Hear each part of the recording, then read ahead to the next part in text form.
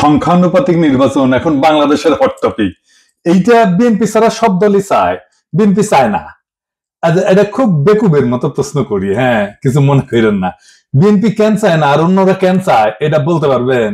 আমি sure maximum মানুষ এটা বলতে পারবে না, এমনকি দলের কর্মীরাও বলতে পারবে না। আমার এটা বোঝার জন্য মেলা পড়াশোনা করা লাগছে। যাই হোক, বিএনপি জামাত দুই দলকেই বলতেছি, এটা হইতেছে সেই কারিশমা কাপুর। কি এডিটর সাহেব, আপনি নায়িকার ছবি দিলেন কেন? আমি কি নায়িকার নাম বলছি নাকি? হ্যাঁ, ও আচ্ছা, সারাক্ষণ ইন্ডিয়ান নায়িকা মাথায় ঘুরে, তো তাই মাঝে মধ্যে মুখ থেকে ফসাদ করে বের হয়ে যায়। আমি এত করে কইলাম প্রফেসর ইউনূসকে যে এটা ইন্ডিয়ান নায়িকা বিষয়ক মন্ত্রণালয় ব্যানে হামাক তার উপদেষ্টা বানান, উনি আমার কথা রাখলেন না, উনি রাখলেন ভুট্টো সাহেবের কথা। যাই হোক, আলাপে আসি। এটা হইতেছে বয়ান তৈরির, ন্যারেটিভ তৈরির সেই কারিশমা। দুঃখজনক ভাবে এটাই আপনারা ফেল, লাড্ডা গোড্ডা। পাবলিকে হয় আপনার কথা শুনে না বা বুঝাবার পারেন না। এই আলাপটা উঠেছিল গত বছর অগাস্টের শেষ দিকে, হাসিনা পলানোর পরপর। সেই সময় আমি একটা ভিডিও বানিয়েছিলাম, এই যে এটা আপনারা জানেন, আমি তীব্রভাবে জামাতের সমালোচনা করেছিলাম। আমাকে জামাতের আমির ফোন দিচ্ছেন, ফোন দিয়ে কইলেন দুঃখ করিয়া যে দাদা আপনি আমাদের ইন্ডিয়ার দালাল বানাই দিলেন। আমি বলছিলাম যে শহীদ ভাই, আপনারা মাঝে মাঝে এমন ভুল করেন যে মনে হয় আপনারা স্লিপ ওয়াকিং করিচ্ছেন। স্লিপ ওয়াকিং মানে বুঝেন তো, যে ঘুমের মধ্যে হাঁটে, সেগুলো চেতন নাই, অচেতন অচেতন অবস্থায় হাঁটিচ্ছে, তো সেভাবে হাঁটে। তা আপনারা ঘুমের মধ্যে হাঁটিচ্ছেন, আপনাদের আঘাত না করলে তো ঘুম ভাঙবি না, তাই না? যাই হোক, আজকে আমরা দেখবো আসলে পদ্ধতি বাংলাদেশের জন্য ভালো হবে কি, রাজনৈতিক দলগুলো কি বুঝে চাইতেছে আর কি বুঝে বিরোধিতা করছে। আসেন সেটা আমরা একসাথে বুঝে দেখি। আমার আগে ভিডিও থেকে দেখে আসি। আসেন, এই সংখ্যানুপাতিক নির্বাচন বিষয়টাকে আমি কইছিলাম, হ্যাঁ, জামাত 10 দফা প্রস্তাব দিচ্ছে, ভালো কথা, কিন্তু এটার মধ্যে একটা খুব ইন্টারেস্টিং দফা আছে, তা হইতেছে সংখ্যানুপাতিক নির্বাচন। এটার মানে কি জানেন? মানে হইতেছে ধরেন আপনার আসনে মোট ভোট 10 লাখ, মানে মোট ভোটার আর কি। তো ইলেকশন হইলো বিএনপি পেলো 5 লাখ, জামাত পেলো 3 লাখ। এখন আবার জামাত বলবে আমাদের কম ভোট দিলেন কেন? যাই হোক, এটা হিসাবের জন্য আর কি। আওয়ামী লীগ পেলো ধরেন 1 ভোট, তাও চূড়ান্ত গণনা ক্যান্সেল হয়ে গেল, হ্যাঁ, তো জিতবে তো বিএনপি, তাই না? তো এখন যে জামাত যে 3 লাখ ভোট পেলো, এটা তো পুরাই লস জামাতের জন্য। সে বলতেছে না, 300 আসনে যত ভোট পড়বে সেই ভোট, মোট ভোটের যত শতাংশ, 300 আসনের তত শতাংশ সিট তারে দিতে হবে। তার মানে কোন সিটে আলাদাভাবে যারা জিততেছে না, তারা যদি সব মিলায় 1% ভোটও পায়, তাইলে তারা 3টা সিট পাবে, বুঝছাও? যদি 0.5% পায়, তাইলেও একটা সিট অন্তত পাবে। ছোট দলের জন্য খারাপ না, সিট বাড়ে এতে। ইউরোপের অনেক দেশে সিস্টেম আছে। তাই ন্যাশনাল পলিটিক্সে ছোট দলের একটা ভয়েস আছে, তাহলে তো ভালোই, তাই না? পশ্চিমে তো অনেক কিছুই আছে রাজনীতিতে, তাই না? আমরা জানি পশ্চিমে সেকুলারিজম আনিছি আমরা, আছে তো, আনিনি কে? পশ্চিমে LGBTQ রাইটস এর ইস্যু আছে, আমাদের দেশের লোকেরা মেনে নিবে? পশ্চিমে মদ খাওয়া, জুয়া, ক্যাসিনো মেনে নিবে? আমাদের দেশে মেনে নিবে না। তার মানে পশ্চিমে আছে, এটা কোনো সাফাই হইতে পারে না। হ্যাঁ, ছোট দলের জন্য এটা ভালো। তা জামাত কি ছোট দল নাকি? মনে করিছে যে চিরজীবন সে ছোট দল থাকবে। ওই যে আছে না সেকেন্ড ডিভিশনে খেলা, ওই চিরজীবন সেকেন্ড ডিভিশনে খেলবি জামাত। আজ আমরা দেখবো যে এই ইস্যুটা আমাদের গ্রহণ করা উচিত কিনা, করলে কেন উচিত, না করলে কেন উচিত না। তো শুনলেন তো, এখানে আর একটা বিষয় যুক্ত করা দরকার। তাই হচ্ছে এই সংখ্যানুপাতিক নির্বাচনে আপনি ক্যান্ডিডেটকে ভোট দেন না, আপনি মার্কাক ভোট দেন, মার্কাত ছাপ্পা দেন। ক্যান্ডিডেট যায় কইতো আমাক ভোট দিলে আমি আপনার ব্রিজ ভেঙে দেবো, টুকু আমি আমাক ভোট দিলে আমি আপনার ব্রিজ বেনে দেবো, এটা কবে না, কবে আমার দল ক্ষমতাতে আসলে ব্রিজ ভেঙে দিবি, টুকু ব্রিজ বেনে দিবি, বুঝাও? তো এখন এই পদ্ধতি কেন দলগুলা চায় আমি কোনো অনুমান করব না, আমি ওনাদের দলীয় ডকুমেন্ট থেকে দেখাই দিব। আমি সব দলেরটা দেখাইতেছি না, আমি জামাতেরটা দেখাই, কারণ জামাতি এই সংখ্যানুপাতিক নির্বাচন চাওয়া সবচেয়ে বড় দল। তারা কি বলে এই দাবির পক্ষে আর্গুমেন্ট হিসেবে? আসেন সেটা একটু বুঝে দেখি। জামাতের সাবেক আমির গোলাম আজম সাহেব এই বইটা লেখেন 2005 সালে, সংখ্যানুপাতিক নির্বাচন নিয়ে। এখানে জামাতের সব আর্গুমেন্ট লেখা আছে। এছাড়াও আরো কিছু ইন্টারেস্টিং কথা আছে, পড়তে পড়তে পাইলাম, সেগুলো নোকতা দিয়ে রাখবো, আর সম্ভব হলে আলাপ করব। ওনারা পটভূমিতে 3 নাম্বার প্যারাত লিখেছেন, এডিটর সাহেব দেখান, সিপি ভিউ চাইছে, এটা ওনারা আনন্দে পারলে নৃত্য করেন। সিপি ভিউ চাইছে, কথা কইছে আনন্দের আর সীমা নাই। হ্যাঁ, আরে সিপি ভিউ চাইলে তো এটা আপনাদের জন্য হারাম হওয়া উচিত। তা না, ওনার প্রগতিশীল কুরকুরানি উঠেছে, সিপিবি চাইছে, ওনারা লাভ দিয়ে উঠেছে। তারপর কইতেছে এরশাদও কইছে, সিপিবি এরশাদ কইছে, এরশাদ আর সিপিবি এই দুইটার চাইতে বড় ইন্ডিয়ান মাল বাংলাদেশে আছে নাই। তো এরশাদ আর সিপিবি একসাথে যেটা চায়, এটা যে ইন্ডিয়ার পলিসি, এটা বুঝেন না। তো তাল তলায় গেছে, এই সহজ সমীকরণ বুঝেন না। আসল আলাপে আসার আগে আরেকটা ইন্টারেস্টিং কথা দেখাই, 11 পৃষ্ঠা এডিটর সাহেব দেখান, ওনারা কইতেছেন প্রচলিত রাজনীতি হলো পাওয়ার পলিটিক্স বা ক্ষমতার রাজনীতি। দেশ গড়া আসল লক্ষ্য না, ক্ষমতাসীন হওয়াই আসল লক্ষ্য। ক্ষমতা ওনার কাছে খুবই খারাপ জিনিস। খোদা আমার উঠে নাও, নয়তো দড়ি ফেলাও, ব্যয় উঠে যায়। হ্যাঁ, রাজনীতি তো ক্ষমতার জন্য। রাজনীতি জিনিসটা কি কন্ত, এটাই তো বুঝেন না আপনারা। এবং সেজন্য বলি মাঝে মাঝে জামাত রাজনৈতিক দলই হয়ে উঠতে পারেনি। জামাতের একটা ইমাজিনেশনের বাংলাদেশ আছে, আছে কিনা? আছে তো। কল্পনার একটা বাংলাদেশ দেখে তারা, তাই না? বিএনপিও দেখে, আমিও দেখি, আপনিও দেখেন। আমাদের সকলের ইমাজিনেশনের বাংলাদেশ আলাদা। বিএনপি যে বাংলাদেশ চায় সেটা জামাতের সাথে মিলবে না। জামাত যারা করেন তাদের ইমাজিনেশনের বাংলাদেশ একই, তাই তারা একটা দল করে। এই ইমাজিনেশনের বাংলাদেশ গড়তে হইলে আপনার রাষ্ট্র ক্ষমতা লাগবে। আপনারা ক্ষমতার জন্য রাজনীতি করেন না। রাজনীতি মানেই ক্ষমতা প্রশ্ন। রাজনীতি হচ্ছে ক্ষমতা সম্পর্কের কৌশলগত ক্ষেত্র। রাজনীতি দিয়ে ক্ষমতা তৈরি হয়। জামাত যেটাকে দেশ গড়া বলে সেটাকে আওয়ামী লীগ বলে দেশ ধ্বংস করা। দেশ গড়া কোনো রাজনৈতিক শব্দ না, এটা সাহিত্যের শব্দ। যাই হোক, জামাত বলতেছে, একটাই যুক্তি দিচ্ছে এই সংখ্যানুপাতিক নির্বাচনের জন্য, নির্বাচনের টাকার খেলা বন্ধ করবে সংখ্যানুপাতিক নির্বাচন। আর কোনো দ্বিতীয় যুক্তি নেই। ক্যান্ডিডেটদের টাকা খরচা করতে হয়। দেখেন, টাকা খেলা বন্ধ করার জন্য জামাত সংখ্যানুপাতিক নির্বাচন চায়। খুব সৎ চাওয়া, তাই না? আচ্ছা জামাতের ভাইরা বলেন তো, আমি বিএনপি জামাতের উদাহরণ দিব না, কারণ আপনারা তো ভালো ছেলে, সন্ধ্যাবেলা হাত মুখ ধুয়ে পড়তে বসেন, তাই না? তো ধরেন জাতীয় পার্টি যে খারাপ পার্টি আপনাদের কাছে, তাই না? সে তো 7% ভোট পায়, তাই না? বাংলাদেশে মানে সে 21টা সিট পাবে কিনা? 21টা না পেলে 15টা পাবে, 15টা না পেলে 10টা পাবে, 10টা না পেলে 5টা তো পাবে নাকি? এর মধ্যে যদি সে একটা সিট 500 কোটি টাকায় বিক্রি করতে চায়, হবে না বিক্রি? আপোষে হবে। আওয়ামী লীগের লোকেরাই কিনে নেবে। মজা তো, এলাকায় যাইতে হইলো না, মারপিট করতে হইলো না, ক্যাম্পেইন করতে হইলো না, ভোট কেন্দ্র দখল করতে হইলো না, এমনকি রাজনীতি করতে হইলো না, আপনাকে এমনকি নমিনেশনও কিনতে হইলো না। শোনা যায় নমিনেশন দিয়ে অনেকে টাকা পয়সা নেয় আর কি, অনেক দল আর কি। না আমার কইলাম না আর কি, আপনারা জানেন। আপনার টাকা আছে, আপনার জিতা সিট কিনে নিলেন, নো রিস্ক, হারার কোনো ভয় নাই। ধরেন দল এলাকা ভাগ করে দিল, বললো যে এখন যে সিট আছে ওইভাবে ভাগ করলো। সেই সিট অনুসারে এই যে ধরেন বগুড়া 1 আসনে যতগুলো কেন্দ্র আছে, এইখানে যদি বিএনপি জিতে, এইখানে বিএনপি কইলো যে কাউকে কোনো ক্যান্ডিডেটকে কইলো এই বগুড়া 1-এর এই কেন্দ্রগুলোর সিটে যদি বিএনপি জিতে তাহলে তোমার এমপি বানাবো ওই সিটে। তুই ক্যান্ডিডেট খরচা করবে না জেতার জন্য, পারবেন টাকার খেলা কমাইতে, বরং বাড়াই দিবেন টাকার খেলা, আরো কেন্দ্রীভূত কইরা দিবেন। কারণ ওই পাবলিককে জনগণ ভোট দেবে না, ওই পাবলিককে সিলেক্ট করবে দলের নেতা। আর কি সমস্যা আছে? বাংলাদেশের প্রধান রাজনৈতিক দলগুলোতে তো আভ্যন্তরীণ গণতন্ত্র প্রায় অনুপস্থিত, নেতৃত্ব অত্যন্ত কেন্দ্রীভূত।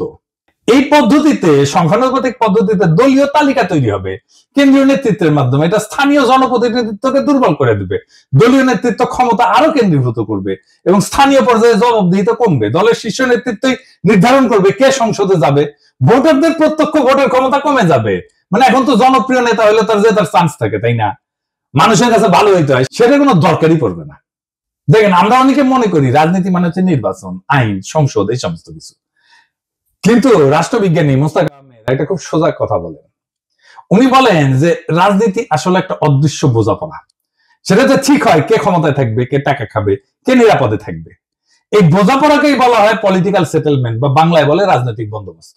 এই রাজনৈতিক বন্দোবস্ত ছাত্ররা ভাঙতে চাইছিল, আর সেটাকেই তারা বলছিল নতুন রাজনৈতিক বন্দোবস্ত। বুঝিছাও?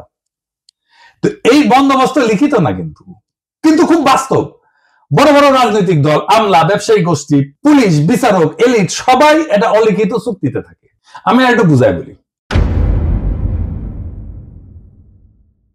ধরেন রাস্তার ট্র্যাকে চাঁদাবাজি, হাটের ইজারা, ছিনতাই, মাস্তানি, ঠিকাদারি, বালু মাহাল, এই সমস্ত জিনিস আছে না, যেটি থেকে টাকা পয়সা আসে, এটা একটা ইকোনমি আছে।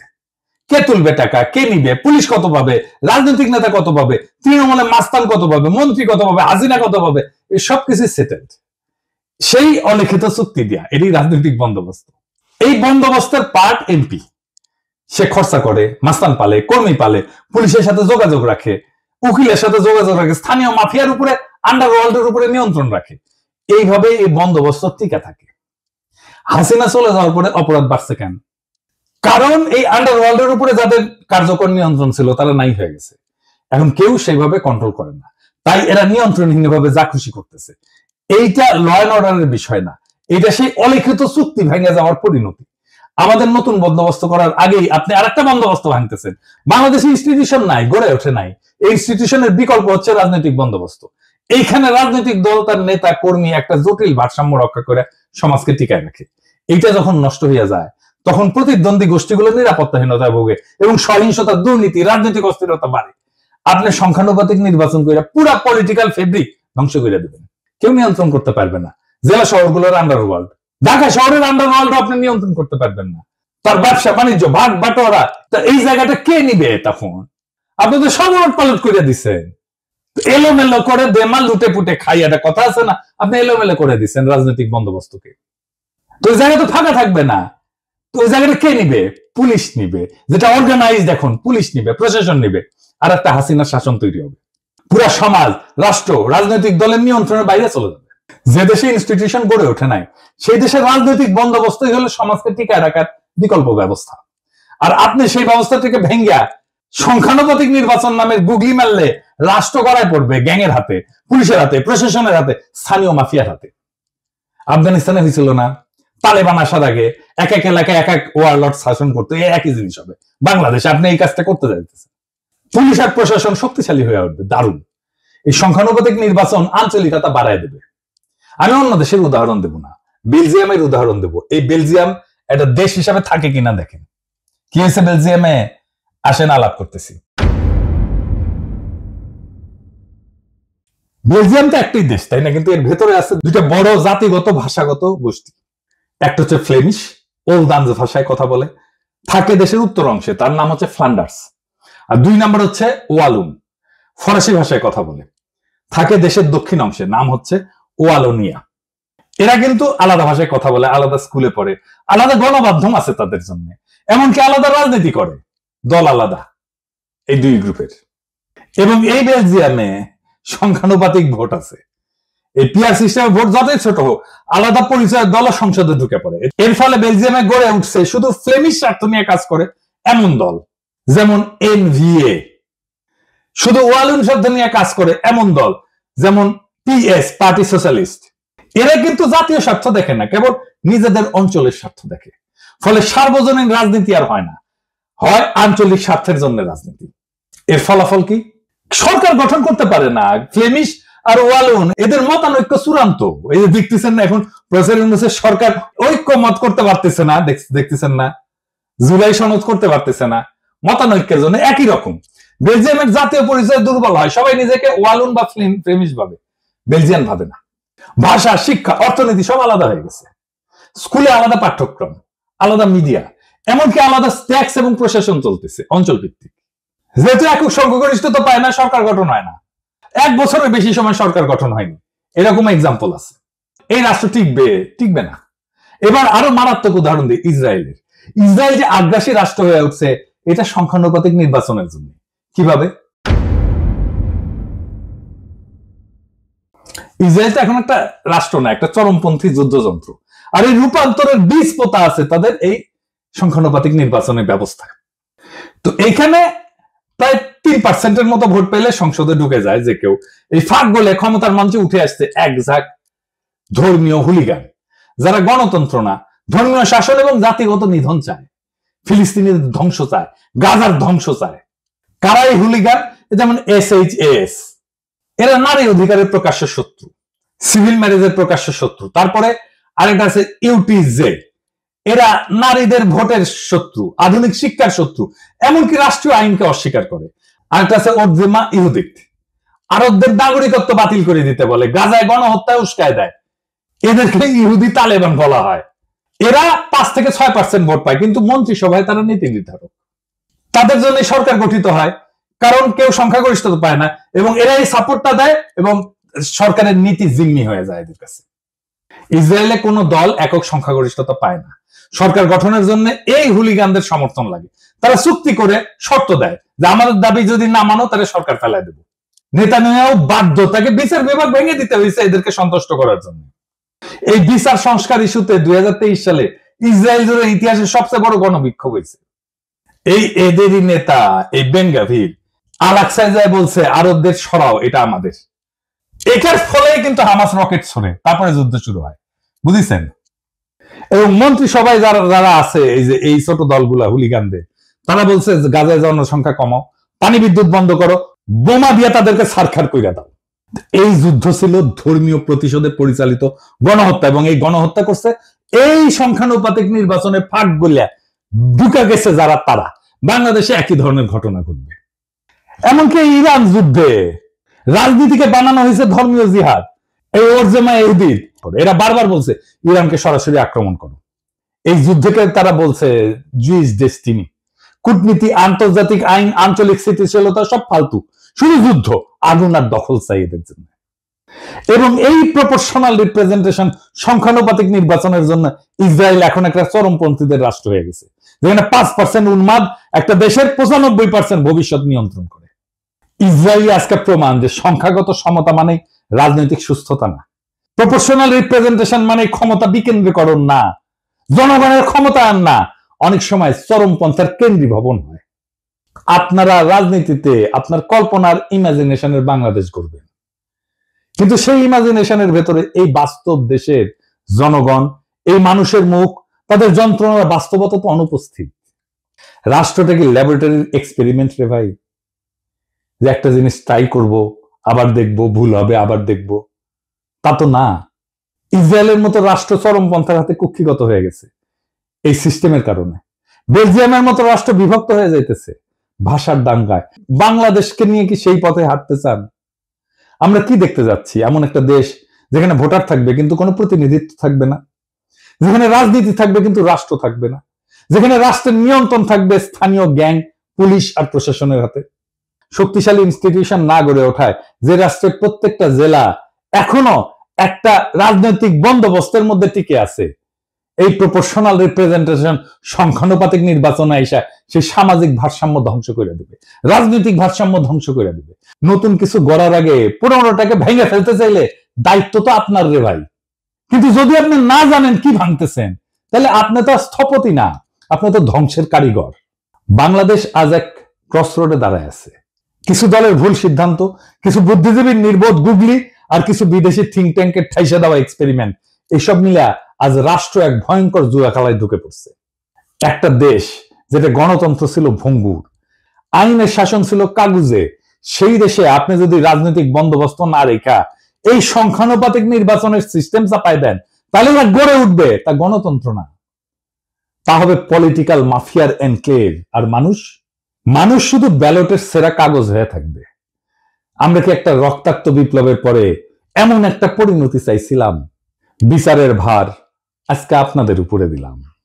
এই দেশ ধ্বংস কইরেন না, এই দেশ ধ্বংস হয়ে যাবে যদি আপনাদের বিবেচনাবোধ অন্ধকার হয়ে যায়, আপনাদের জাজমেন্ট যদি ক্লাউডেড হয়ে যায়। সেই রাস্তায় আমরা হাঁটতে চাই না, আমরা বিপ্লবের রাস্তাতে হাঁটতে চাই।